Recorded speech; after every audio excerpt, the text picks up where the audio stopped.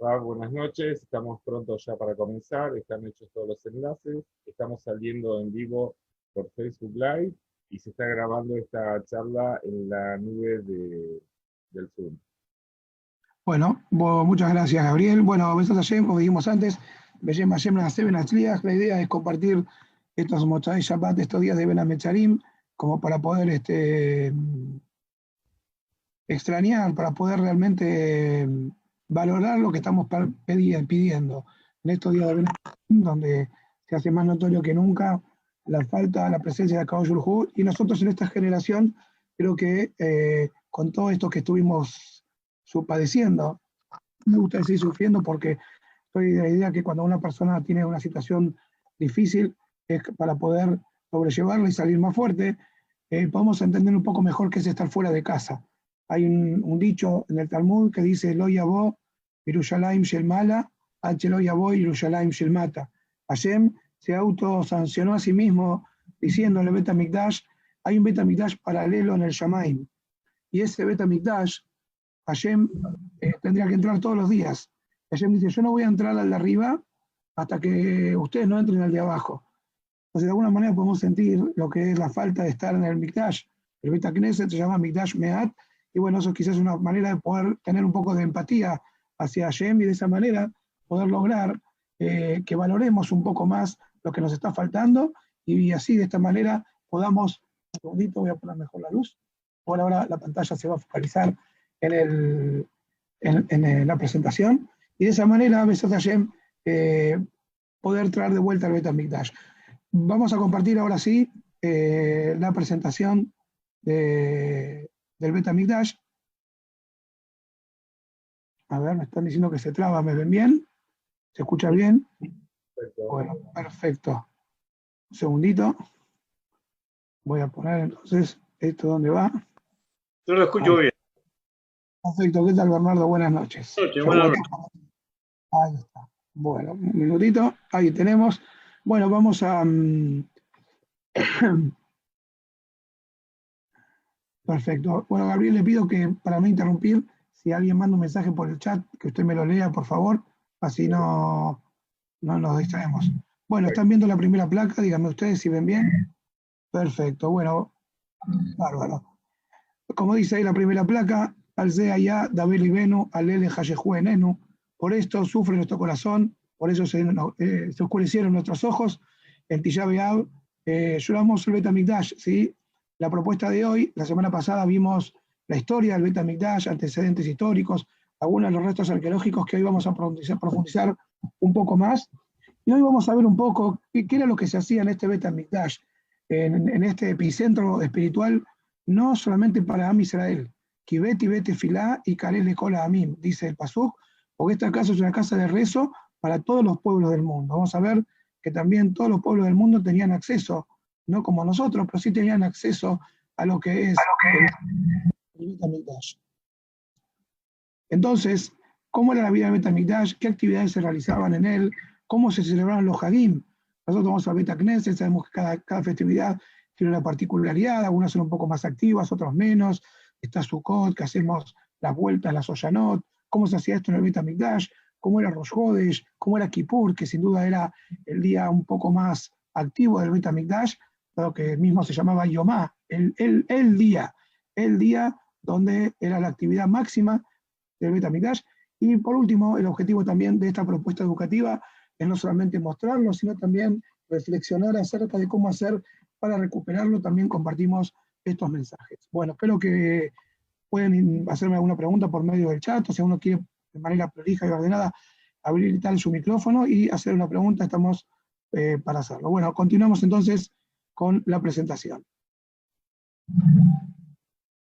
El Unishmat, mi querido padre, Yosef Ben Miriam, y hacemos a Mabdil, Refuah Shelema para todos aquellos que estén necesitando en este momento pronta curación, para sus seres queridos de todo tipo de padecimientos, que tengan, los que no tienen hijos, que tengan hijos, los que no tienen pareja, que tengan pareja, Parna Satová, y pedimos Geulah Shelema, que esto es la solución para todos nuestros problemas. Señores y señores, con ustedes, el Bet HaMikdash, Bijodó, Betifartó, esto representaría el Bet HaMikdash de la segunda época del Bet HaMikdash, el construido por Ordus. Hoy vamos a tener un avance de lo que fue la construcción de Ordus. Recordemos que los próximos otros dos Shurim Vamos a hablar también el próximo Shiur B'ezrat Hashem. Vamos a ver una cuestión de horarios, porque si ya podemos utilizar el Beta Knesset, vamos a ver cómo llegamos con los horarios, pero bueno, vamos a ir confirmando.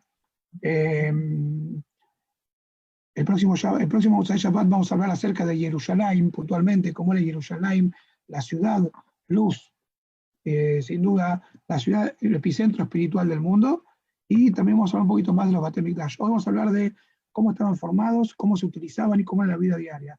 Lamentablemente todo este esplendor se convirtió en fuego y no pudimos utilizarlo más. Como dice ahí, todo lo que era esplendor se convirtió realmente en cenizas. Por eso ahí vemos una simulación multimedia de lo lindo que era y los restos que quedaron. Shualim y el Jubó, como dice el Pasuk, un lugar donde era el recinto de la presencia divina, pasó a ser una morada para animales silvestres y salvajes, como cuenta la Gemara con Rabbi Akiva.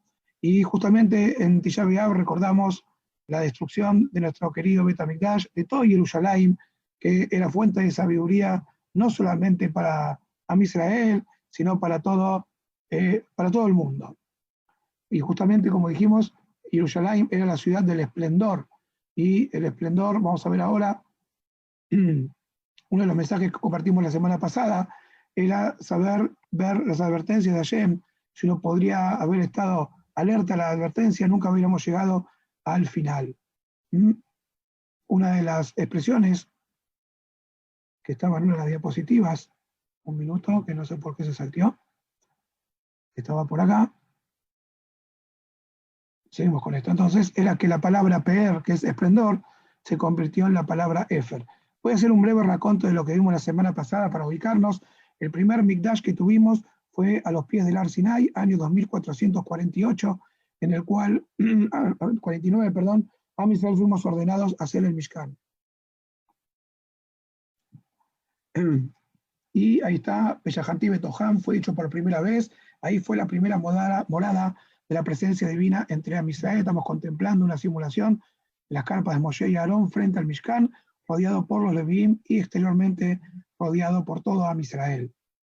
La segunda fase, fase 2, esta fase de Kedushá, no la fase que estamos viviendo ahora, fue la etapa del Galil, donde Yoshua bin Nun entró a Eretz Israel y estableció su Mishkan en esa ciudad que duró los 14 años que duró la conquista y asentamiento de Am Israel, ¿no? Hasta que cada yudí estuvo en su morada, bajo su viña y bajo su árbol tranquilo, disfrutando del Beit HaMikdash.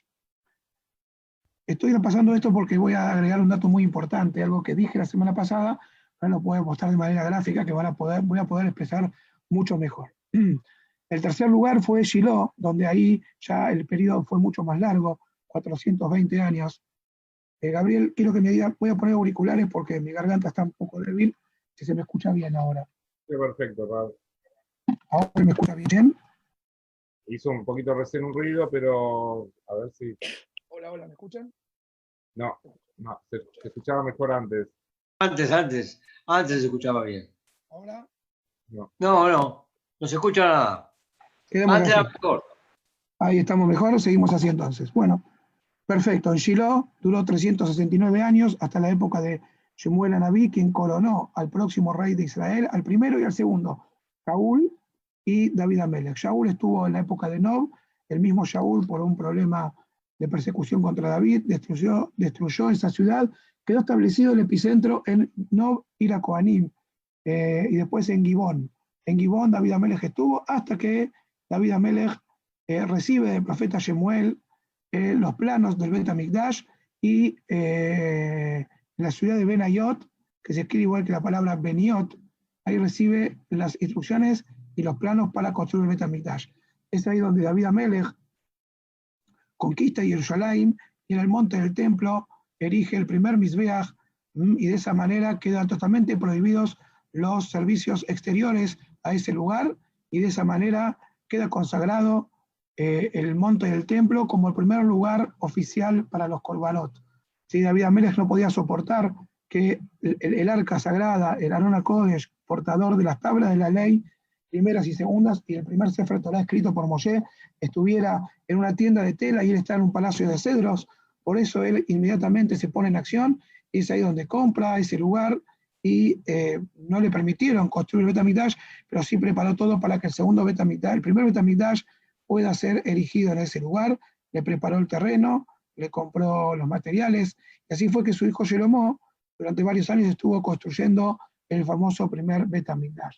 Después tenemos el segundo Bet HaMikdash, que es el que vamos a hablar hoy, que es el que más información tenemos, y era más esplendoroso. Si bien la mayor santidad fue del primer Bet HaMikdash, por eso dijimos que cuando se destruyó el primero, cuando volvieron después de 70 años, hubo jóvenes y ancianos que contemplaron el segundo, y ambos lloraban. Los jóvenes lloraban por la emoción de reencontrar un Bet HaMikdash que nunca habían visto, y los ancianos lloraban por ver lo que quedó del primer Bet HaMikdash, porque el primer Bet HaMikdash tenía mucho más santidad que el segundo, pero el segundo fue más esplendoroso. Hoy vamos a ver algunos datos acerca del segundo Bet HaMikdash, que están las crónicas de Flavio Josefo, e inclusive muchos rastros arqueológicos. Ahí vimos lo que se llama el Coti la Maravito. Esto ya lo vimos la semana pasada. Estoy haciendo un pequeño raconto para que ustedes puedan ubicarse. Y esta es la diapositiva que yo estaba buscando. La palabra esplendor, que recién acabamos de contemplar de qué se trata, vemos que el Peer se convirtió en, con las mismas palabras, la palabra Peer, se puede escribir la palabra Efer, ¿sí? Y nuestra misión es hoy en día hacer el proceso inverso, hacer que el Efer se convierta en Peer. ¿De qué manera? Vamos a ver, al final de las diapositivas, algunos consejos que nuestros Jamim nos están indicando para poder realmente retornar a tener este Bet HaMikdash con el tercer Bet HaMikdash. Hoy vamos a compartir un día común en el Bet HaMikdash, algunas festividades, algunos de los milagros y reflexiones acerca de nuestra situación actual, y cómo recuperarlo. Muy bien, seguimos adelante. Esto es lo que yo les explicaba la semana pasada, que ahora encontré un gráfico para poder manifestarlo de mejor manera y más clara y contundente. ¿Cuál es el modelo original del templo de Jerusalén? Dijimos la semana pasada que el modelo del Bet HaMikdash siempre tenía tres niveles. Un nivel 3, que es el nivel de mayor Kedushá, el nivel 2, que es la parte de servicio, y el nivel 1, que es una parte que también tiene santidad, pero estaba habilitado a mayor cantidad de gentes con restricciones. Vamos a ver que este modelo se repitió en todos los santuarios, de distintas dimensiones y con distintos nombres, pero siempre estuvo los mismos niveles. El nivel popular, por decirlo de alguna manera, el nivel de servicio y el nivel privado. Vamos a ver cómo era en los tres Bet HaMikdash que conocimos, ¿sí? El Mishkan, el primer Bet HaMikdash y el segundo. El tercer Bet HaMikdash, Beshat Hashem, el Shabbat posterior a Tisha B'Av, si no lo vemos personalmente, vamos a estudiarlo, pero espero que lo podamos ver y lo podamos comprender por sí mismo. Acá tenemos paralelamente los tres lugares: el tabernáculo, el primer templo, el segundo templo, y Beshat Hashem, el tercer templo. ¿Sí? Son 4 modelos y hubo 8 construcciones porque hubo remodelaciones. Mismo en el tabernáculo estuvo el de Moshe, el de Yoshua y el de Shiloh, que eran distintas reconstrucciones de los mismos. Como vemos, el Bet HaMikdash estaba la parte, este sería un plano del segundo Bet HaMikdash, esta sería la parte popular, llamado Ezrat Nashim, hasta esta parte. Voy a ponerle color al puntero, así pueden seguirlo mejor. Hasta esta parte entraban los que eran israelíes. Obviamente que para entrar, inclusive acá había que estar en un estado de pureza muy restrictivo, hombres y mujeres. Hasta acá podían entrar las mujeres, Ezrat Nashim, hasta acá los hombres, y los Levim de este lado de esta baranda, que era un escalón.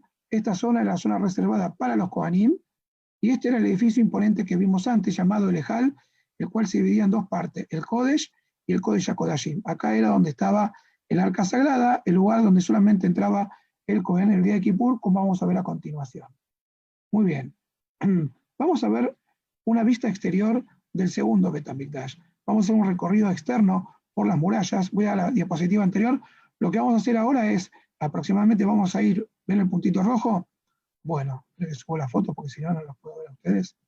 Un minuto. Ahí está. Vamos a estar en este punto de entrada, llamado Yara Mizrach.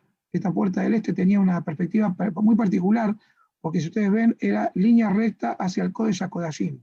¿sí? Por eso era la puerta que mayor santidad tenía. Para los que no se acuerdan, no estuvieron el siglo pasado, el Kotel Amaraví es el que estaba en este sector, por eso es el sector que más santidad tiene, porque es el más cerca al lugar más sagrado.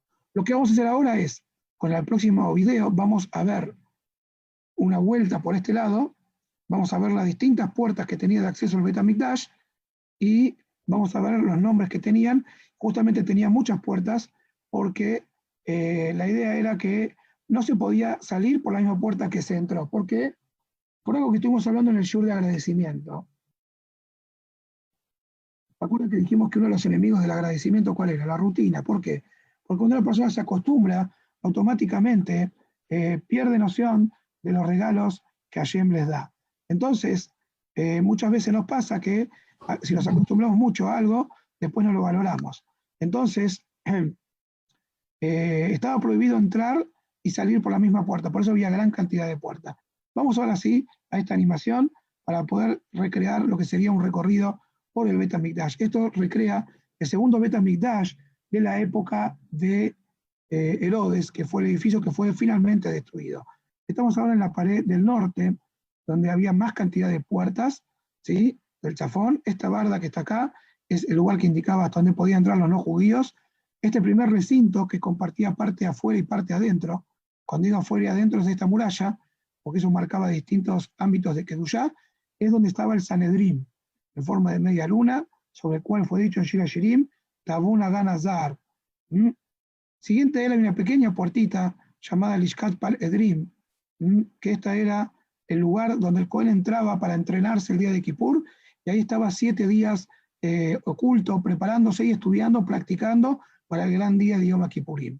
La próxima gran puerta pertenece a un recinto, ¿sí? Que es el Bet HaMoked, que tenía dentro de él 4 compartimentos más detallados que lo vamos a ver a continuación. Previo a esto va a ser un paneo distinto. Vamos a ver, acá vemos el Mizbeach, este es el Ulam, el Ejal, perdón, con el Ulam y el Kodesh HaKodashim, el Esran Nashim.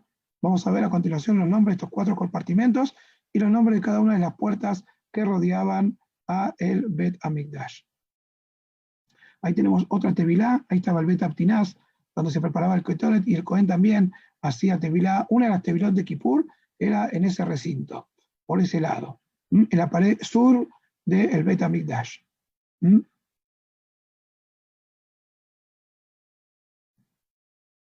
Continuamos ahora el recorrido que iniciamos antes.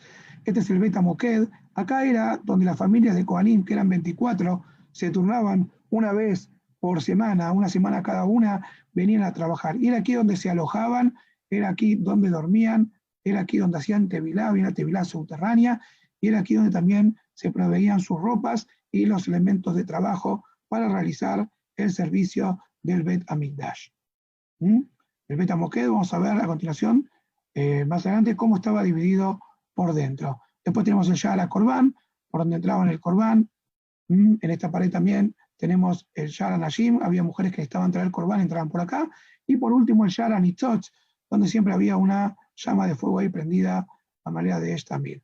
Ahora pasamos por la pared de atrás del Kodesh HaKodashim. Este es el Kotel Amaraví visto de adentro. Y pasamos al lado sur, que era el más amplio de todos, si bien tenía menos entrada, como pueden ver, porque la mayoría de la gente venía de ese lado.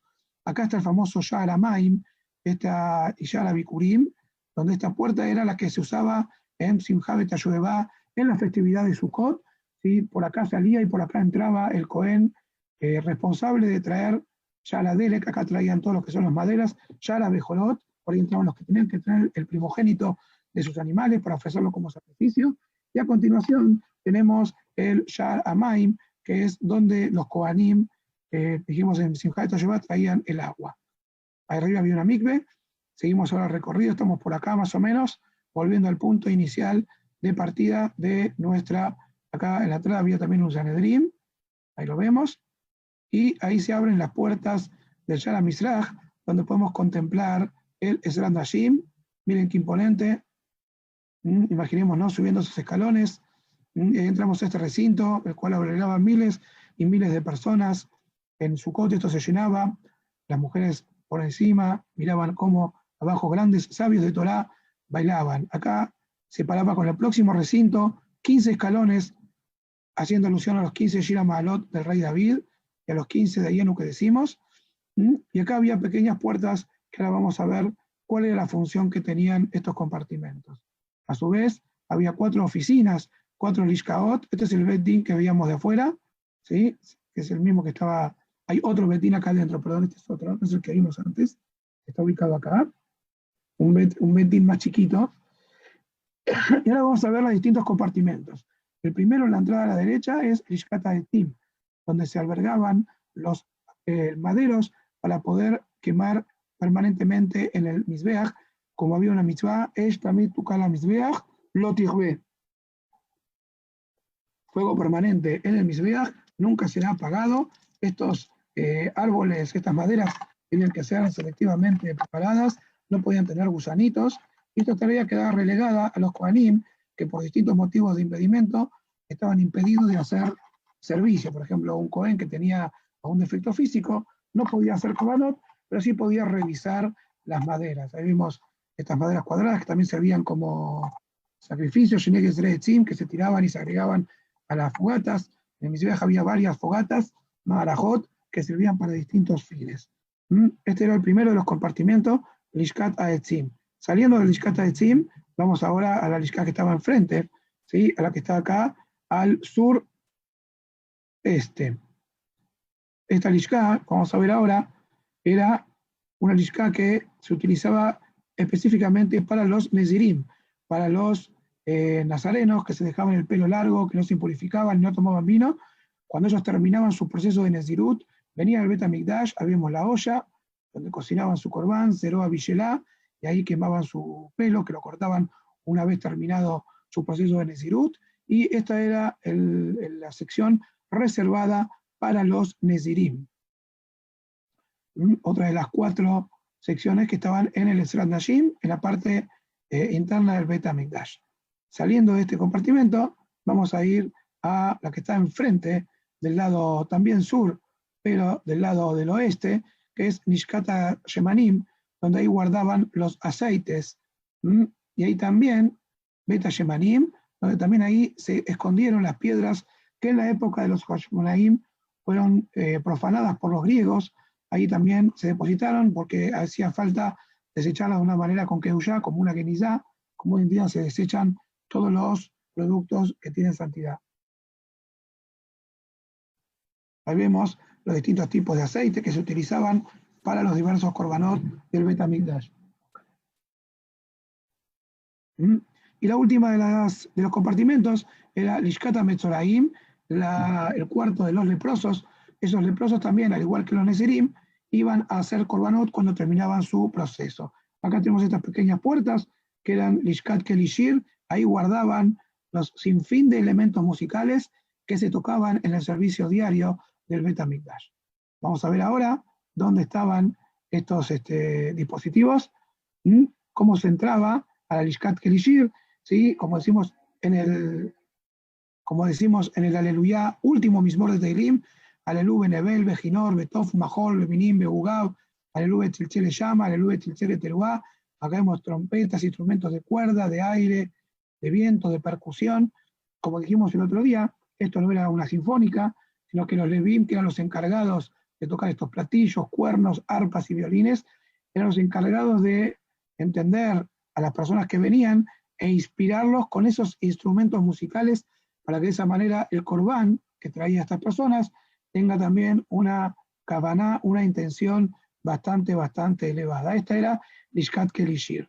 Y ahora sí están los 15 escalones en el primer plano y estamos por entrar sin dudas al lugar más reservado, que es la Azalá.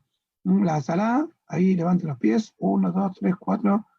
Aviani el Betayaim, Betiglo Alá Albab, tráeme al lugar más preciado, el lugar del vino, la bodega secreta, donde estoy embanderado con el amor. A eso se refiere Shlomo Amelech, Leshira Shirim, hace alusión a este recinto que era donde se hacían los korbanot. Ahí vamos a ver esta primera grada que vemos en primer plano, era el Duján, donde hasta ahí podíamos entrar todos los que somos Israel. Y aunque se crea o no, recordemos lo que dijimos la vez pasada, que el Bet HaMikdash es la embajada de Hashem. Entonces, en este recinto, ahí entraban todo a Israel en el día de Kippur. Difícil de creer, ¿no? Pero bueno, recordemos que estamos en la embajada de Hashem. Acá vemos esta viña, que después la vamos a ver más cerca. Era una viña de oro que producía frutos, los cuales los Kohanim podían vender después y usufructuar de su venta. Seguimos avanzando, acá está el Duján. De un lado estaban los Israelim, y del otro lado los Levim con todos los instrumentos. Acá a la izquierda vemos el Mizbeach, y acá vemos los anillos que se usaban para hacer la Shejitá de un modo seguro. Imponente el frente del Ejal, revestido de mármol, como daba frente al lado del este. Cuando el sol salía, brillaba ahí. Dicen los historiadores que parecían las olas del mar. Este mármol tenía un tono celeste, grisáceo, y cuando el sol le daba, estaba puesto de tal manera que producía como un efecto de un movimiento y daba la sensación que uno estaba frente al mar. Acá tenemos una vista por dentro, aquí es el Ishkat Agasit, acá vemos el Duján, este que dijimos, de este lado estaban los Israelim y de este lado estaban los Leviim. Y acá podían empezar los Kohanim. Acá vemos el primer plano del Mizbeach, hoy lo vamos a estudiarlo todo, vemos acá las distintas fogatas que había, y acá vemos también una montaña de ceniza, que era el resto de los sacrificios que había que acumular. En esta punta hay dos recipientes que se usaban en la festividad de Sukkot para poder ofrecer agua y vino como correspondía a tal festividad. Bueno, acá hay detalles del Mizbeach. Esto lo voy a pasar un poco más rápido, así podemos ver otras cosas que tenía el Bet HaMikdash, muy interesantes y desconocidas. ¿Sí? El Bet HaMikdash se dividía la jurisdicción entre dos tribus. La parte de acá del este era la tribu de Yehudá, y la parte del oeste, donde estaba el Kodesh HaKodashim, pertenecía a Binyamin. ¿Por qué a Binyamin? Porque Binyamin fue la única tribu que no participó de la venta de Yosef. Entonces era digno que esté a él, como dice el Pasuk, Uben Ketefab Shahen, entre sus hombros va a morar. Ahí estaba la morada divina de Binyamin en el Bet HaMikdash. Acá tenemos la proporción de los distintos Mizbeach. El primero era del Mishkan en el desierto, este era en el primer Bet HaMikdash, y el del segundo Bet HaMikdash era mucho, pero mucho más grande, medía 32 amot por 32 amot. Acá habla de especificaciones técnicas del Mizbeach. Acá vemos cómo era realizado el Mizbeach. El Mizbeach estaba hecho con piedras que no eran cortadas con hierro, porque el hierro está hecho para acortar la vida de la persona, porque se hacen armas, y el Mizbeach está hecho para alargar la vida de la persona, por cuanto que el Corbán expía las culpas. Entonces no puede venir un elemento que acorta la vida para hacer algo que va a alargar la vida. Estos dos caños que vemos no son hierro de construcción, sino son dos caños que conducían las ofrendas de vino y de agua y la base de sangre hasta los abismos mismos del planeta. Ahí ven cómo se ponían las piedras y después se las revestía con cal, y de esa manera quedaba con el aspecto tan conocido que es el Mizbeach. Acá vemos las dos vasijas, como mencionamos antes, de agua y de vino que se utilizaban para la festividad de Sukkot. A continuación vemos los anillos. Para la Shejitá había 24 anillos, tal cual la cantidad de familias que trabajaban. Cada familia de Kohanim tenía su anillo. Acá ven el Bet HaMoked, ese sector donde los Kohanim tenían. Acá lo vemos por dentro porque tenía entrada y salida al Bet HaMikdash, por fuera y por dentro. Dentro del Bet HaMoked, los Kohanim disponían, como dijimos, de sectores para poder dormir, para poder calentarse, porque no se olviden que el Bet HaMikdash estaba todo en la intemperie y los Kohanim tenían que trabajar descalzos. El Bet HaMoked tenía varios compartimentos, algunos eran para acá, se podían calentar, hasta las gradas, ¿sí? Como para que los Kohanim en alguna pausa podían calentar sus cuerpos y velar por su salud. También ahí estaba el lugar donde ponían sus ropas, pero también estaban los corderitos que se utilizaban, ¿sí? Acá era el Ishkat Bet HaMoked, donde iban a los dormitorios, que había una escalera para abajo, y Lechem HaPanim, también había una panadería. Este sector se dividía entre profano y santo, de esta línea roja que ya los Kohanim sabían, marcada por unos hitos de hierro, denotaba la parte sagrada del Bet HaMikdash. Acá vemos donde colgaban los animales para ser ofrendados, y ahí vemos el kior, era un elemento que tenía agua para poder hacer la netilat yadayim, como hoy en día acostumbran los Kohanim a lavarse las manos y los pies también antes de efectuar cualquier trabajo. Por eso hoy en día los Kohanim, al hacer el único trabajo posible que hoy pueden hacer, es el trabajo de Birkat Kohanim, para emular esa mitzvah, lo que hacen es justamente lavarse las manos y los pies simultáneamente. Este kior en alguna época se le agregó más canillas para agilizar el trámite y también se le dotó un mecanismo para ser sumergido en un agua para que no se inhabilite el agua por detalles halágicos técnicos. No es el motivo ahora para explicarlo, pero para que eso no ocurra, se lo sumergía en un modo aljibe en la época del segundo Bet HaMikdash, en esa época llamado Mujni, como para poder habilitar las aguas para su servicio. Muy bien. Y ahora quiero compartir, acá hay muchos detalles, pero yo básicamente uno de los detalles que más me asombró es la dimensión que tenía el Ejal de Bet HaMikdash. Ahí, subiendo esa escalerita que estaba ahí, estaba el Bet HaTinaz, que es donde los Kohanim preparaban el Ketoret. Ahí tenemos las 11 especies del Ketoret, especies que hacían capará, como escuché el otro día justamente el Rab Babor contó, que como se dijo mucho en estos meses de cuarentena, que hay que decir el Ketoret, porque el Ketoret es un secreto que le dio el ángel de la muerte a Moshe Rabbeinu, que lo espanta a él. ¿Sí? Estas 11 especies que estaban ahí bien molidas en el Bet HaMikdash se ofrecían, Majasito Baboker, Majasito Babelev, se ofrecían en el Bet HaMikdash, y también parte de él en el día de Kippur. Algunas especies conocidas como el clavo de olor, acá lo vemos. Hoy en día nosotros tenemos el conocimiento, acá yo tengo una réplica que trajimos de Israel en el Museo del Bet HaMikdash. Ahí se venden la réplica de estos componentes. Algunos son auténticos, otros son estimados, pero está prohibido reproducir el Ketoret en estos días porque no tenemos el Bet HaMikdash. Otro de los sectores privilegiados que tenía el Bet HaMikdash era el Bet HaTinaz, donde se hacía el Ketoret. Muy bien, seguimos recorriendo estas hermosas instalaciones, bajamos esa escalera caracol, ahí vemos el Luján de arriba, Ishka Bet HaParvá, ahí también se trabajaban los cueros de los korbanot, se había un depósito de sal, y ahora sí, sin duda, el lugar más emblemático del Bet HaMikdash es el Ulam. En este sector, esta araña fue regalada por una reina gentil llamada Ilnit Amarká, la reina Helena, que después se convirtió al judaísmo, ella y sus hijos. Y acá tenemos escalones que conducen a este lugar, como ustedes pueden ver, a medida que cambia de Kedushá, cambia de altura también. Y esto lo detengo porque quiero, para que vean la proporción que tenía el primer Bet HaMikdash, el Mishkan, con respecto al segundo, acá vamos a tener una verdadera noción. Esta es la plataforma del Ejal. Uno de los nombres que tiene este edificio es Ariel. Ariel en hebreo es león de Hashem. ¿Por qué se lo llamaba Ariel? Porque esto simula como un león que visto de arriba tiene la parte delantera del cuerpo más ancha y la parte de atrás más angosta. Ahora lo que va a hacer el gráfico va a ilustrar comparativamente las dimensiones del Mishkan con las dimensiones del segundo Bet HaMikdash para ver realmente fenomenal la altura que tenía este edificio, que era el epicentro de la vida espiritual de Am Israel. Ahí está el nombre Ariel, medía 100 amot por 100 amot.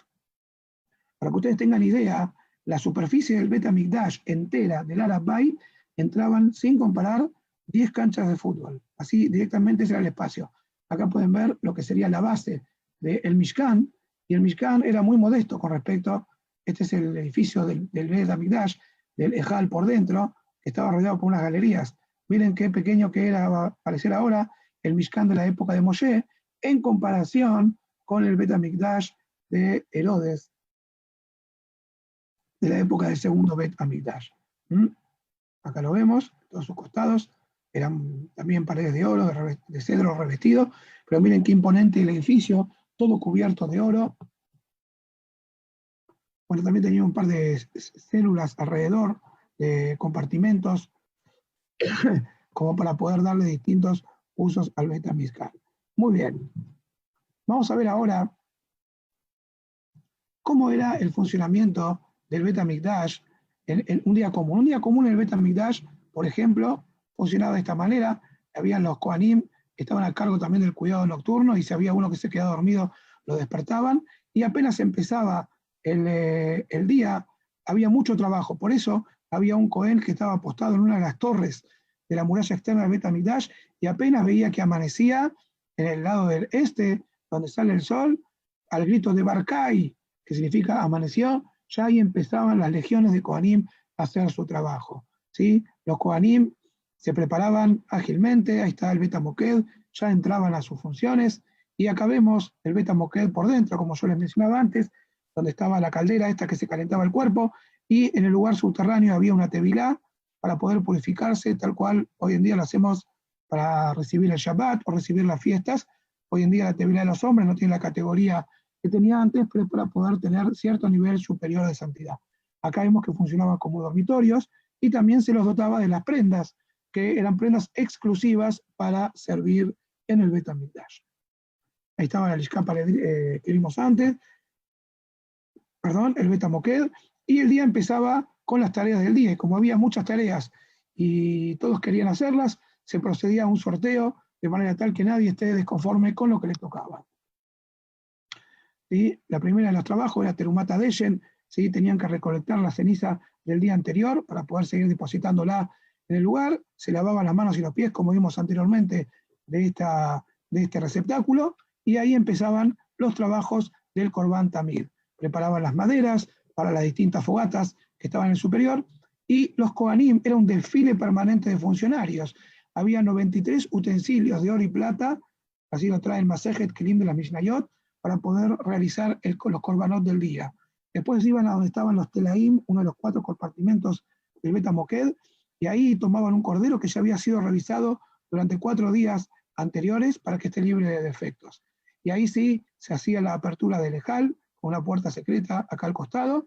El Cohen tenía una llave que estaba oculta en una de las baldosas, y ahí entraban para poder abrirlo desde el lado de adentro, el Bet HaMikdash. Acá podemos ver el momento en que se hacía la apertura de las puertas.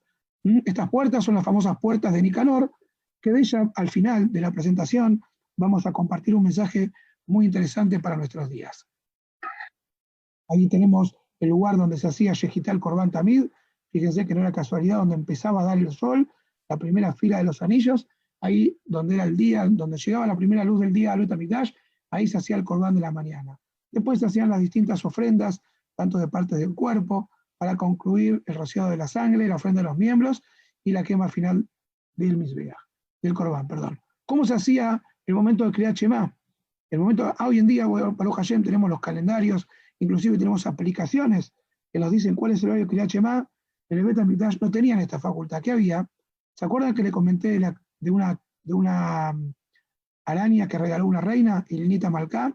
Bueno, esta araña tenía una particularidad. Esta araña estaba estratégicamente colocada a una altura que el sol le daba justamente a la hora de Kriyat Shema.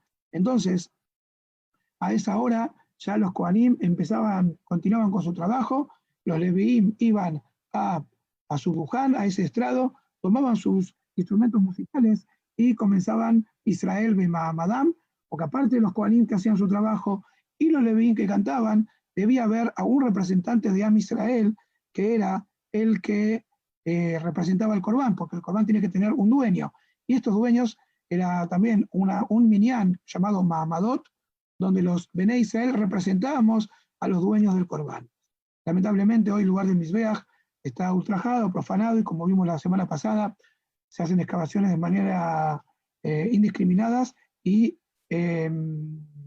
no tenían, se perdió todo rastro. Acá vemos lo que dijimos del Kriyat Shema, acá vemos cómo esta corona de la araña de Lita Malká resplandecía, y en ese preciso momento los Kohanim a distancia, ya el mundo sabía, ven, acá pueden ver cómo el sol daba, y ya la gente acá está recitando el Kriyat Shema, o filo que estaba en lo que hoy sería Arazetim, el monte de los olivos, ¿sí? Donde daba el frente del Bet HaMikdash.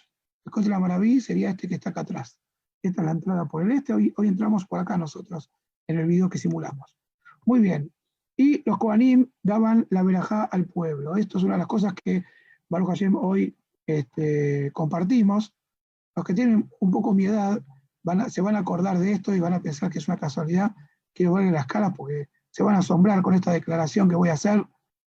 Hay un actor, a ver, Avi se acuerda el nombre. ¿Estás ahí, Avi? Acá estoy. ¿Quién es Jane Simmons? ¿Te acordás quién es Jane Simmons? Lo leí hace poco, pero ahora no me acuerdo. Grupo Kiss es el que sacaba la lengua bien larga. No, Jane Simmons no era otro Simmons, perdón, no es Kiss. me olvidé el nombre, lo voy a buscar de vuelta. Me estoy refiriendo, gracias Pablo, tenés razón, pero era Jane Park, no me acuerdo el nombre. Me refiero al que personificaba al señor Spock. ¿Sí? ¿Se acuerdan del señor Leonard Spock? Nimoy. Leonard Sí. Nimoy. Leonard Nimoy, por ahí me equivoqué yo. Leonard Nimoy. Gracias, Pablo. Leonard Nimoy, si ustedes se acuerdan, en la serie que se llamaba Viaje Estelar, ¿cómo se llamaba? Ya me olvidé. Él era oriundo de un planeta interplanetario, no la Tierra, ¿se acuerdan? ¿Se acuerdan el saludo que hacía con sus manos? Miren la mano de los Kohanim. Él, en un documental que hicieron sobre el Beit HaMikdash, uno que encontró el símbolo de Birkat Kohanim en una escritura antigua, lo entrevistó y él dijo que él se acordaba que de chico él iba al Shil con su seide, así lo dijo, lo tengo grabado en algún lugar, y él se acordaba que su abuelo le enseñó a hacer esa pose con la mano. Y él entonces, como sabía que eso representaba el mensaje de paz, Beyasem Lecha Shalom, él lo quiso imponer en el programa famoso este de Viaje a las Estrellas, ¿no, Pablo? Entonces ahí tiene este origen tan peculiar, algo que ya éramos chiquitos ni nos dimos cuenta, pero fíjense, a Mabdil el Fantalot, los Kohanim, después que terminaban su trabajo, salían, ahí están con los Kelim que utilizaban, y ahí decían la Birkat Kohanim. Voy a compartir sonido un segundito acá, con la barra de sonido, un minuto. Así compartimos el sonido. Fíjese el volumen de sus dispositivos, por ahí está muy fuerte el mío, yo lo voy a bajar un poquito. Hoy en día, en las festividades, en Pesaj y en Sukkot, más que nada son las filmaciones, porque ya no podemos filmar, pero en Hol HaMoed los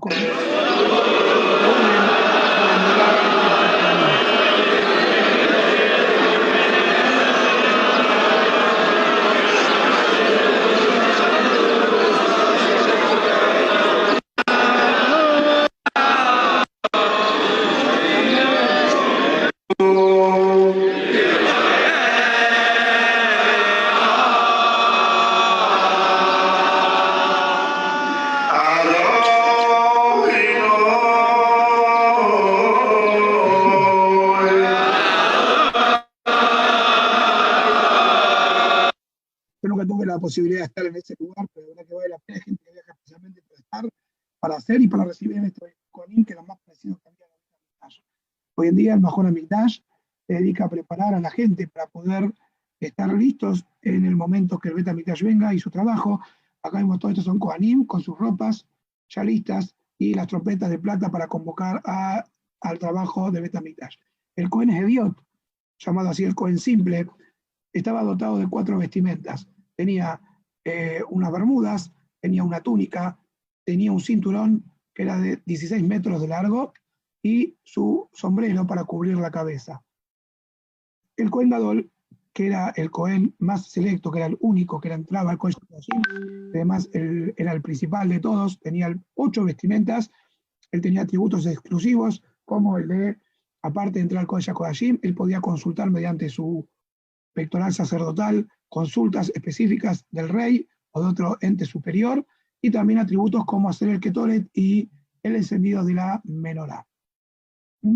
Como vemos acá, entrar al Beit HaMikdash con la ropa de Kohen Gadol, algo muy imponente. Cuenta la Gemara que Alejandro Magno fue convencido por los samaritanos de invadir Israel, y cuando él se encontró con Shimon HaTzadik, que fue a su encuentro para apaciguar su ira, se bajó de su caballo y se prosternó delante de él, ante la mirada asombrosa de sus ministros de guerra. Le dijeron: vinimos a conquistar Israel, no vinimos a rendirnos. Y él les dijo: sepan ustedes que cada vez que salga una guerra, la imagen de este hombre aparece diciendo: el Dios del mundo te dio la victoria en tus manos. Y ahora me doy cuenta que eso es un indicio que el Dios de Israel me está ayudando. Y ahí nos perdonó la vida Alejandro Magno. Todo gracias a la imponente vestimenta del Kohen Gadol. Aparte de las 4 vestimentas que tenía el Kohen Gadol, el Kohen Heviot, había otras 4 que eran exclusivas. El efod, que era como un delantal, como un overol. Estaba también el meil, que era como un tzitzit grande, todo de celeste, con campanitas y borlas. ¿Se acuerdan los manteles de borlas que tenía la abuela? Colgaban de su borde. Bueno, acá también tenía unas borlas tejidas de argamán, de tejelet y argamán. El tzitz, la vincha sacerdotal, la que Gemara dice que un jajam lo vio en los tesoros de Roma. Y por último, indiscutiblemente, el más misterioso y asombroso de todos los las vestimentas, el Urim Betumim, o más bien conocido como Hoshem Mishpat, el cual funcionaba como un intercomunicador celestial. El Cohen tenía toda la letra de Aleph Bet, y cuando el Cohen tenía alguna duda, se iluminaba esa letra para descifrar el mensaje del Cohen Gadol. También tenía otros nombres de los Shevatim en sus hombros, en esta prenda del efod. ¿Cómo eran las festividades en el Bet HaMikdash? Vamos a ver algunas de ellas, ¿sí? Para ver cómo era, por ejemplo, Rosh Hashanah en el Bet HaMikdash.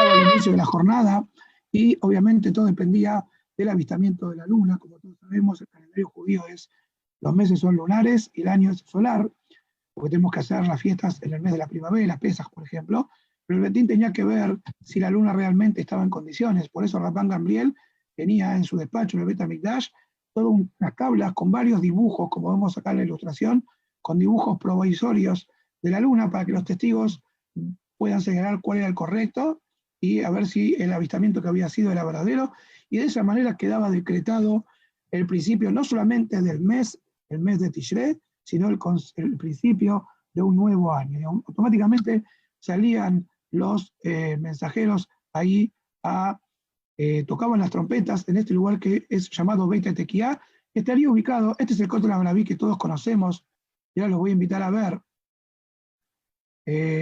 algo asombroso, que acá viene el Kotel HaMaraví, acá empieza el Kotel HaMaraví. Este es un sector que está mucho más despejado, es donde se cayó la piedra el año pasado del Kotel, es en este sector, es donde está el parque arqueológico Davidson. Lo voy a llevar ahora a ver de cerca lo que se encontró acerca de este lugar, ¿sí? Ahí había un lugar, Bet HaTekiah, donde ahí se ponían para tocar las trompetas y anunciar el comienzo del nuevo año, como también el comienzo de Shabbat, ¿sí? El Bet HaMikdash, sin duda, fue un lugar que necesitó mucha tecnología avanzada para elevar las piedras, para depositarlas, y había que tener cuidado, que no se caiga, como pasó con esta piedra. Este es un video reciente que no pude editarlo, pero vamos a poder ver lugares que, ahí pueden ver, como dije, tenía 144.000 metros cuadrados, equivalente a 30 canchas de fútbol. Yo dije 10, 30. Si acá vemos algunas de las puertas que todavía están vigentes en el Bet HaMikdash. Este es el puente de Robinson, acá estaba el Bet HaTekiah. Miren ustedes esto, que ahora lo vamos a ver, lo que quedó de toda esta construcción. Acá se trabajaba día y noche, 6 días a la semana. Shabbat, por más que costaba pararlo, esta construcción no se hacía. Y ahora el profesor Ronnie Reich nos va a mostrar este resto arqueológico asombroso, ¿sí? Ven una piedra de forma de ángulo que se cayó de la altura, que tiene una inscripción, ahí la va a señalar el arqueólogo Ronnie Reich, uno de los más célebres arqueólogos de esta época de Jerusalén antigua, y ahí dice la piedra una inscripción muy particular, Le Beit HaTekiah Lehab, y ahí se corta. ¿Sí? El lugar para la Tekiah Lehab, se supone que ahí dice Lehabdil, que es para separar entre el Kodesh y el Hol. ¿Y dónde estaba esto? El Kodesh de Hol, justamente para anunciar cuando comenzaba y cuando terminaban las festividades. El Bet HaMikdash, el epicentro de vida judía, era el que anunciaba este tipo de eventos. Entonces ahí, imagínense ustedes, miren, ahí ven el Cohen tocando la trompeta en el lugar del Beit HaTekiah Lehabdil, como rezaba el cartel, que lo encontramos por la mitad. Hoy en día, en el Parque Davidson, donde vieron la foto que está hablando el arqueólogo, lo que hay en ese lugar en realidad es una réplica de lo que se encontró, porque el original los tienen los turcos, porque esto se encontró en este lugar, ahora lo van a ver en una foto que tengo, acá está la base del puente de Robinson, ahí es donde cayó, luego que los romanos destruyeron ese lugar. El original está en el Museo de Estambul de Turquía. Bueno, ese era el Beit HaTekiah Lehabdil, como les mostré antes, tuvimos la posibilidad de verlo, para ver lo que fue la destrucción del Bet HaMikdash. Miren el boquete que dejaban las piedras, y acá pueden ver esta piedra, acá hay un primer plano, y bueno, como curioso que soy, yo no me conformé con mostrarlo, sino que estuve ahí en esa piedra, y también pude comprobar la inscripción, y estas piedras que hablan del testimonio directo de la destrucción del Bet HaMikdash. El Bet HaTekiah Lehabdil, este montículo de piedras del derrumbe, que podemos ver el daño que se hizo en el momento que se cayó. La altura que esto cayó de 60 metros de altura. Y también en ese lugar se pueden ver las puertas que antes señalamos, Shara Meshulash, Shara Judá. Esta es una ilustración, pero lo podemos ver directamente junto con estos escalones muy, muy conocidos. Acá este ángulo es esta puerta, que es por donde entraban, como dijimos, del lado sur muchas personas, y también el Shala Meshulash, acá podemos ver como las 3 aberturas que están marcando el acceso a la gente. Y acá ven de vuelta los escalones, que podemos ver que eran los que daban acceso a nuestros antepasados a ese lugar.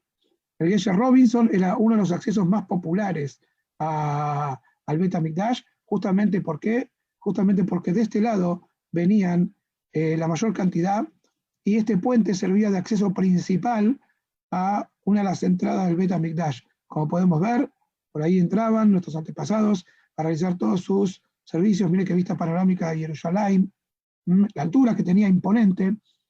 Ahí vemos cómo accedían a la explanada del Arabait, mejor conocido como el Monte del Templo. Ahí está el edificio del Bet HaMikdash, que antes lo recorrimos. Bueno, este puente tan célebre que acabamos de mencionar, hoy en día se lo puede ver. Yo estoy acá en la base del puente junto con mi guía Moshe Cohen. Sería en este lugar donde estoy ahora, lo voy a marcar de vuelta en rojo para que ustedes me sigan y entiendan lo que estoy haciendo. Yo estoy parado en este lugar mirando hacia acá. Cuando uno tiene esa vista, puede observar el siguiente detalle. Veo una saliente, que era la base del puente. Y acá está donde el puente pivoteaba, que sería acá. Y ahí había negocios y puestos de víveres y de todo lo necesario para el Bet HaMikdash. Esta saliente tiene algo muy particular. Si uno cuenta 5 piedras, 6 para la derecha y 5 para abajo, va a encontrar que hay una piedra que está marcada acá y tiene una inscripción. Esa inscripción, si nos acercamos, es una evidencia muy, muy, muy importante acerca de los escépticos que no creen la autenticidad del Tanaj. Se encontró un grafiti. Antiguamente no había aerosoles, ni tampoco había Twitter, ni Instagram. Y cuando alguien quería manifestar algo, lo hacía tallando en las piedras. Parecería ser que uno de los Olim a Jerusalén subió y dejó su impresión en la piedra. Y ahí talló ni más ni menos que un pasuk del libro de Ishayahu Anabí. Uritem besas lebachem beatzmotehem kadesh tifrachna. Y van a ver y se van a alegrar sus huesos como florece la hierba. Esto fue lo que sentía uno lee a Eretz Israel, al Bet HaMikdash. Acá vemos el primer plano de la piedra, que hay un cartel que ayuda a leerlo. Yo no lo descubrí, sino que esto hay una piedra con un cartel con un auricular que te ayuda a ubicarlo. Y él está diciendo que ver el Bet HaMikdash hace florecer el alma de los que lo ven. Y es lo que sentía uno que subía al Bet HaMikdash, porque era la conexión con la fuente de energía de Kedushá. Otro de los hallazgos impresionantes es una campanita que se encontró en las alcantarillas de desagüe de Jerusalén de la época del segundo Bet HaMikdash. Una campanita que tiene sonido esa campanita. Y también se encontró un sello del Kohen Gadol que dice puro para Hashem. Como pueden ver en la próxima diapositiva, el sello tiene acá como una manijita, en la cual sirve para agarrar. Y esto es lo que decía, así dice nuestro Talmud, la Gemara Masejet Shabbat, lo que decía el sello del Kohen Gadol en el frasquito de Hanukkah. Más evidencia de presencia de Yehudí en el monte del templo. Bueno, esto es una menorá, que no se la ve de cerca, que estaba en una casa cerca del Kotel, acerca de que la menorá funcionaba en el Bet HaMikdash. Monedas del Bet HaMikdash, ¿sí? Entonces, bueno, cuando terminaba, estamos en Rosh Hashanah, no se olviden, yo me desvío un poquito por el Bet HaTekiyah. Cuando el testimonio terminaba, la noticia se difundía por todos lados porque había que contar. Y ahí era que había un viejo sistema de comunicación, como no había Facebook, no había WhatsApp, había que, de alguna manera, comunicar a todas las comunidades judías de Israel y del exterior. Este sistema de comunicación, dice el Talmud, que llegaba hasta prácticamente a Turquía y Babilonia en la época del segundo Bet HaMikdash.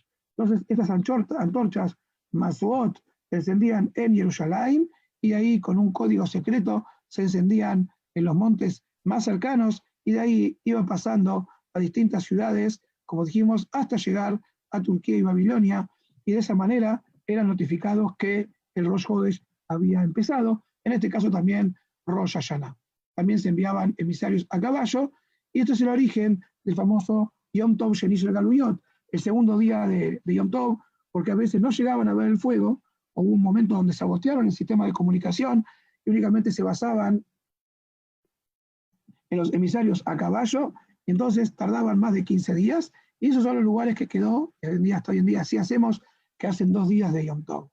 Sin duda el día más sagrado, consagrado para el Bet HaMikdash era el día de Kippur. El día de Kippur, por eso el Talmud lo llama Yomá, era el día en donde la mayoría de los trabajos era protagonizado por el Cohen Gadol, y no solamente eso, sino que tenía presencia todo Am Israel, desde el sorteo de los chivitos. Vemos el Cohen Gadol vestido todo de blanco para entrar al Kodesh HaKodashim, ni siquiera el cinturón, sino que estaba todo blanco como un Malach Tzebakot, como un ángel celestial, y él entraba al Ejal, él agarraba los dos chivitos, sorteaba uno para sacrificar y otro para ser arrojado de manera simbólica, para que así se destruyan los Averot de Israel. Recordamos que en el Bet HaMikdash, así como los templos hoy hacemos, se tiraban al piso cuando escuchaban que el Cohen Gadol salía el nombre sagrado de Hashem, distintas escenas, el chivo expiatorio, la confesión sobre uno de los korbanot, ofreciendo el ketoret, la ofrenda de la sangre, 7 para arriba, 7 para abajo, 1 para arriba, como decimos en la tefilá, Ejal de mala, Belleva le mata, tanto en el Mizbeach, tanto en la cortina, tanto en el interior del Mishkan. Y ahí era donde por única vez se abría el Parojet y el Cohen Gadol tenía acceso a este lugar, el Beit Kodesh HaKodashim, que estaba el Ajal, el Aron HaKodesh, sobre la piedra fundamental que es la piedra donde se creó el universo. En el segundo Bet HaMikdash, lamentablemente, el Aron no estaba, solamente la piedra fundamental. El Kodesh HaKodashim, en la época del primer Bet HaMikdash, como dijimos, dejaba una pala con ofrenda. En la época del segundo Bet HaMikdash, con luz a la derecha, la pala dejaba arriba de la piedra porque no había Aron HaKodesh, la dejaba en su lugar, y ahí entraba en ese momento al Bet HaMikdash, el lugar más sagrado, por única vez, en donde él expiaba por todos los Averot de Am Israel. ¿Sí? Ahí tenemos una simulación, como hacía su servicio en la época del segundo Bet HaMikdash, donde no había Aarón, sobre la piedra la dejaba, como dijimos, el Aarón estaba escondido, y acá vemos una simulación de lo que sería el Beit Kodesh HaKodashim, corriéndose la cortina, dando lugar para ver el lugar más sagrado del mundo, con el Aarón HaKodesh, con los dos querubín, como dijimos la semana pasada, uno representa a Hashem y el otro representa a Am Israel, y de esa manera Hashem nos está mostrando que el amor que tiene con nosotros es como el amor que tiene un hombre con su esposa, así Am Israel con Akadosh Baruj Hu. Estos son los otros dos ángeles que Shlomo HaMelech adornó el Kodesh HaKodashim, en ese lugar tan sagrado que solamente entraba el Kohen Gadol en el día de Kippur. Finalizaba el día de Kippur, el Cohen se retiraba pacíficamente a su casa después de haber logrado sobrevivir, porque la verdad que había Cohanim que en los últimos años del Beit HaMikdash murieron a causa de no ser aptos para entrar al Beit HaMikdash, y se cerraban las puertas, pero no definitivamente, sino para prepararse para la festividad, sin duda, la más alegre de todo el año. Así dice, el que no vio Simcha B'Tashuevá, no vio la alegría en su vida. ¿Sí? Simcha B'Tashuevá, del lado sur, como dijimos, traían agua del arroyo del Gijón. Hoy en día se puede llegar a acceder a ese arroyo, se camina por él de manera subterránea, ¿sí? Se hacía una gran fiesta, se ingresaba por esta puerta, y también, como dijimos, ahí vemos las ofrendas de vino y de agua que se hacían sobre el Mizbeach, por cuanto que en Sukkot se pide por el agua, se ofrecía agua, y de esa manera se propiciaba que haya lluvias buenas en todo el año. Acá vemos como también uno de los trabajos era poner una hoja de alabá en el Mizbeach, a la cual se acompañaba con toques de trompetas, y la festividad comenzaba la noche anterior, cuando bailaban la famosa Simcha B'Tashuevá, donde grandes luminarias se erigían en el Bet HaMikdash y iluminaban el templo. Y ahí dice que no había casa de Jerusalén que no se iluminaba con esa luz. Recordemos que el Bet HaMikdash quedaba en la cima de la montaña, por default quedaba todo por debajo, y entonces esa luz iluminaba, pero los Jamim dijeron que no se refiere a una iluminación de luz, sino también a una iluminación espiritual, pero la inspiración divina. Grandes profetas se inspiraron en veladas como estas. El Talmud dice que el profeta Yoná asumió su profecía en una noche de estas, de ver cómo se bailaba en este momento. También el Hag Sukkot era un momento especial, porque una vez cada 7 años el rey de Israel se sentaba en un escenario especialmente diseñado para él y leía todo el Sefer de Barim, y ahí era mitzvah que cada uno concurra con sus familiares, incluso chicos que no entendían podían hacer presencia en el Bet HaMikdash, y en mitzvah de llevarlos en esa ocasión.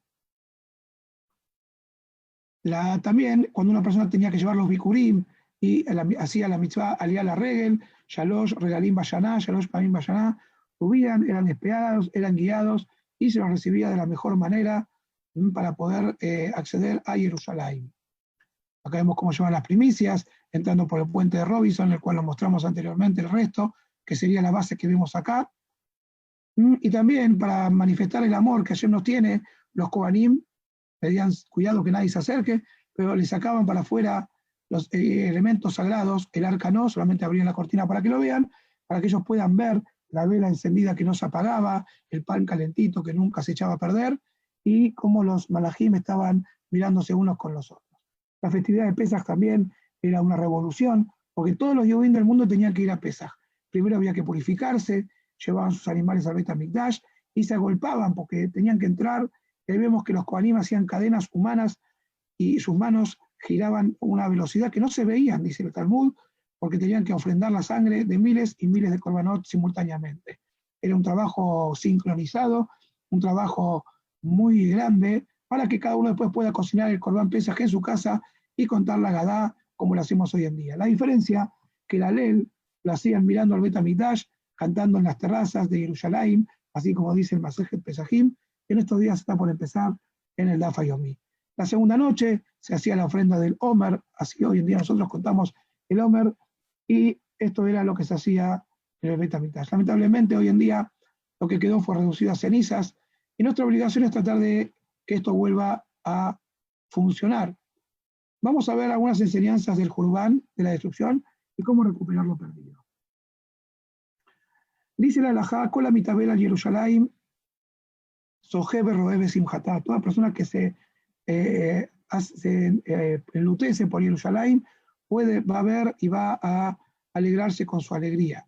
De la misma manera que cuando una persona, un rey, es exiliado de su reino, y cuando este rey vuelve, nombra a su gabinete a aquellos que le hicieron el aguante, dicho de una manera vulgar, que estuvieron con él en el exilio, son los que van a ser nombrados miembros del gabinete. De la misma manera, a Kadosh Baruj Hu, a todos aquellos que esperamos que su regreso va a ser, van a ser ellos los que van a tener el sejut de poder contemplar este Beit HaMikdash. Así que por eso es mitzvah poder concientizarse de lo que perdimos y añorar lo que nos falta para poder ver el próximo. Napoleon once saw Jews mourning the destruction of Jerusalem. Estando en Jerusalén, una vez en Francia, vio como el pueblo judío se hacía luto en Tisha B'Av y dijo, ¿cómo puede ser? ¿Cuándo que se destruyó el Beit HaMikdash? Dice, hace miles de años. Dice, él dijo, juro que hay un buen futuro para esta nación, porque el pueblo que llora sus derrotas puede ver también su futuro. No hace falta que Napoleón lo diga, pero dicho por alguien del calibre de él, creo que toma otra connotación. Esto es lo que dijeron nuestros sabios en el Talmud. Si somos capaces de llorar por el Beit HaMikdash, seguramente seremos capaces de recibirlo de vuelta. Y acá una anécdota acerca de los portones de Nicanor, que para poder entenderla primero voy a contar la historia de este relato bíblico. Esto pasó en la época del segundo Beit HaMikdash.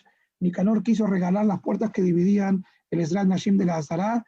Dijo, yo voy a regalar unas puertas hermosas que se hacen en Alejandría, en Egipto. Y así fue que las encargó en Alejandría. Cuando terminaron de hacerlas, las fue a buscar en persona y estas puertas, como dice la diapositiva, eran de oro, menos estas que estaban oxidadas. ¿Por qué? Para recordar el milagro que se hicieron con ellas. ¿Cuál fue el milagro? Cuando volvía en barco, una tempestad los agarró y el capitán del barco, obviamente que los barcos de esa época eran mucho más que lo que tenemos hoy en día, y por lo tanto no soportó la tormenta y aparte tiene una carga importante. El capitán le dijo, mira, si seguimos así nos vamos a hundir, es necesario que tires una puerta. A lo que Nicanor no se pudo resignar y tiraron la primera puerta. Sin embargo, la tormenta seguía y el capitán le dijo, mira Nicanor, tenemos que tirar la segunda puerta. Y ahí Nicanor dijo, no. Si vas a tirar la segunda puerta, también me vas a tirar a mí. Sí, tírala, pero me tiras a mí con ella. El capitán era capitán, pero no era inhumano. Entonces dijo, bueno, vamos a hacer los esfuerzos para que esto no sea necesario. Y así fue como la tempestad, cuando Hashem vio la entrega que tuvo Nicanor por esta puerta, Hashem aplacó la tormenta. Pero estaban todos contentos menos uno. ¿Quién? Nicanor. porque Nicanor dijo, qué lástima, si hubiera defendido la primera puerta como la segunda, seguro que no lo hubieran tirado. Y así llegó triste hasta el puerto de Aco, que era el puerto oficial de Eretz Israel. Pero allí, como Hashem vio su arrepentimiento, lo esperó con una sorpresa. Debajo del barco siguió flotando la puerta que él había desechado en el mar. Y esto acá vemos la tumba de Nicanor en Aratzofim, encontró acá está la inscripción en romano. ¿Sí? Si hubiera defendido la otra puerta no lo hubieran tirado. Dice Rabbi Eliyahu Dessler, nosotros también tenemos dos puertas para comunicarnos con Hashem, un conducto que era el Bet HaMikdash y otro conducto que era la Torá. Lamentablemente la puerta del Bet HaMikdash no fue desechada y ahora nos queda la Torá. Si nosotros nos aferramos a la puerta de la Torá, seguramente que no vamos a tener necesidad de ver cómo van a tirar la otra puerta. Justamente por apegarnos a esa puerta, seguramente vamos a ser beneficiados de poder ver también a esa puerta. Un segundo. Voy a pasar a otra de las diapositivas. Nosotros decimos en la tefilá de Tisha B'Av, así como se destruyó con fuego, con el fuego de la espiritualidad se reconstruirá. Tenemos que saber que lo que se perdió en el Bet HaMikdash no fue un edificio. Imagínense ustedes, dice Rav Pinkus, cuando un palacio se está quemando, los curiosos ven y dicen, uy, qué lástima que se quemó el palacio. Los que trabajaban en el palacio dicen, bueno, sabés lo que era el palacio por dentro. Pero el que más sufre es el rey, porque el rey sabe que también se quemaron grandes bienes y grandes fortunas y documentos irrecuperables que habían en su caja fuerte. Así también nosotros, hay gente que dice, uy, qué lástima el edificio, hay gente que dice, uy, qué lástima, no hay más trabajo, pero solamente los que están compenetrados saben lo que se perdió, que es la conexión con la Kadosh Baruj Hu. Por eso es muy importante que con el mismo fuego que se destruyó, con el mismo fuego seamos capaces de reconstruirlo, con el fuego de la espiritualidad, con el fuego de la efusividad y el fuego del amor. De esta manera seguramente vamos a acceder nuevamente a gozar del Bet HaMikdash y de la Shejinah. Y no podemos dejar de hablar, ya termino con esta diapositiva, acerca del gran tema. El Talmud cuenta que cuando el Bet HaMikdash se destruyó, fue por odio gratuito. Y la única manera de poder restituirlo es obviamente sin odio gratuito. ¿Pero qué tiene que ver el odio gratuito con esto? Quiero dejarles una reflexión de Rav Charlie Harari y después cerramos esta conferencia. Jewish history is filled with moments of excitement, joy, and miracles, but unfortunately, also moments of tragedy. And while the Jews have suffered in many ways for many years, there was no greater tragedy than that of the destruction of the temple almost 2,000 years ago. That moment is the cause of all suffering since. I would assume that there must be a litany of horrible sins that cause this calamity, but there isn't. There's just one. The Talmud is clear and explicit as to the sole cause of separation, a lack of unity and brotherly love. What? Unity? That's the reason? Not murder, idolatry, and big bad sins like that? It's that we didn't get along? I mean, come on. All this tragedy because I dislike someone for no reason? Because I gossip? I'm not nice enough to my friend? I feel jealous? How could that be? Let me tell you a story. When I was in high school, I was on the hockey team. One year we made the playoffs. A week before the game, my good friend and teammate and I got into a fight. We stopped speaking to each other and it got very tense. Game day was different between us. We used to be in real sync, but this time we weren't. I just didn't feel like helping him score, and I think he felt the same way. We were down 2-0 after the first period. We went into the locker room, and the coach was not happy. He waited for quiet and said to everybody, "For us to win this game, winning has to be everyone's number one focus. If it's not, let me know so someone else can take your spot out there." We all nodded. We've heard this speech before. We screamed, "Go team," and started filing out of the locker room. The coach stopped me and my friend. "You two are benched for the second period." "What? Why?" "Because winning isn't your number one focus." He said, "I don't know what's going on between the two of you, nor do I care. If your number one focus was winning, it wouldn't matter who scores, who looks better, who gets to be the hero. For a team to win a playoff game, it needs to join together, drop their egos, and unite under the same goal. For you two, winning is important, but that's not your number one focus out there today. You are more important than us. So until you change your attitude, you're not playing in my game." As Jews, we have to ask ourselves, why are we here? We are here for the unique task of bringing God into the world, infusing His ideals, His love to others. When we're easily angered, feel jealous and envious, when we hold on to our egos, when we don't extend our hand to help someone in need, we're showing God, you're not the most important person, I am. That person isn't a teammate of mine who will join me to increase your honor. That's a competitor of mine that'll diminish my glory. You see, unity is not just about how we treat each other. It's also a litmus test about how we feel towards God. A lack of unity shows that even if we look, talk, and dress otherwise, we really don't believe He's in the center of the world. We think we're the center of the world. And by choosing ourselves over God, we lose a piece of that specialness. We lose the right to His home. Take a minute and ask yourself, what am I playing for? My honor? My recognition, fame, or fortune? Or His? If it's His, if we start to shift our focus from me to God, then we look around and start to see teammates and not competitors. We start to unify. And then, nothing can stop us. Bueno, Besat Hashem, la semana que viene los esperamos para la tercera presentación del Bet HaMikdash, donde hablaremos de cómo era Jerusalén, la verdadera Jerusalén. Y antes de terminar y dar lugar para las preguntas, quería justamente redondear este mensaje.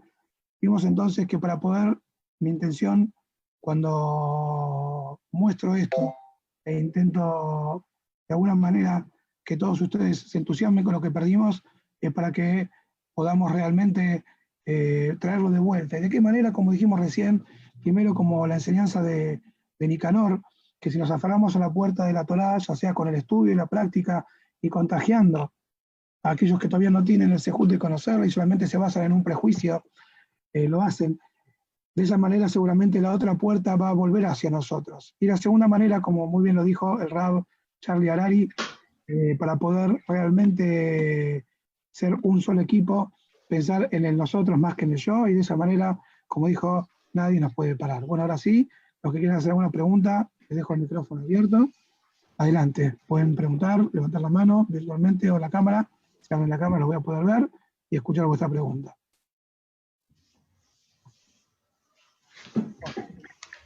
Bueno, me alegro, os lo dejé asombrados o no tiene ninguna pregunta. Bueno, me alegro mucho, acá veo a mi amigo Andrés. ¿Cómo estás, Andrés? ¿Todo bien? Fanático también del Bet HaMikdash. Ojalá te veamos a vos en el Duján con la ropa de los Kohanim haciendo el Kat Kohanim. Bueno, querido Avi. Bueno, ¿te dio ganas de estar ahí, Avi?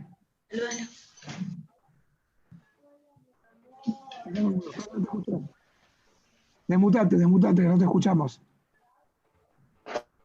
Esperemos que llegue rápido, ¿no? Eso está bien, depende de nosotros, como dijimos, aferrándonos a la puerta que nos queda, ya una la perdimos, porque no la defendimos como corresponde.